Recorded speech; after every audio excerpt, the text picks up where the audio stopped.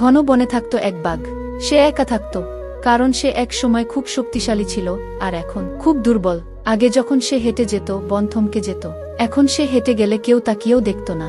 একদিন সে গাছের আড়ালে বসে দেখছিল, কচি বাঘছানারা খেলছে, গর্জনের অনুশীলন করছে। একটা ছানা হেসে বলল, আমি বড় হয়ে ওর মতো হব না, আমি শক্তিশালী হব। বাঘটার বুকের ভেতর কেমন করে উঠল। সে চুপচাপ সরে গেল, যেন কেউ তার চোখের ভেজা দেখতে না পায়। রাতে সে একা একা নদীর ধারে গেল। চাঁদের আলো পানিতে নিজের ছায়া দেখল। এক সময় যে চোখে আগুন ছিল, সেখানে এখন শুধু স্মৃতি। সে ফিসফিস করে বলল, আমি কি সত্যি আর কোনো কাজে আসি না? ঠিক তখন দূর থেকে কান্নার শব্দ এলো। একটা ছোট হরিণ শাবক কাদায় আটকে গেছে। মা হরিণ পাশে দাঁড়িয়ে অসহায়। কেউ এগিয়ে এলো না।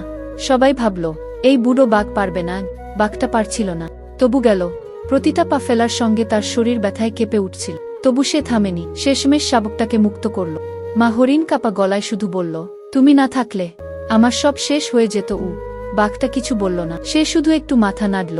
সেদিন রাতে সে গাছের নিচে শুয়েছিল, চাঁদের দিকে তাকিয়ে তার চোখ বেয়ে নির্বে জল পড়ছিল। সে জান কাল হয়তো সে আর উঠতে পারবে, কিন্তু সে শান্ত ছিল, কারণ শেষবারের মতো সে কারো প্রয়োজন হয়েছিল। পরদিন সকালে বনে বাঘটাকে আর কেউ দেখেনি, কিন্তু যেখানে সে শুয়েছিল সেখানে আজও পশুরা মাথা নিচু করে যায়, কারণ তারা শিখেছে যে শেষ মুহূর্তেও অন্যের জন্য দাঁড়ায়, সে কখনো হারায় না।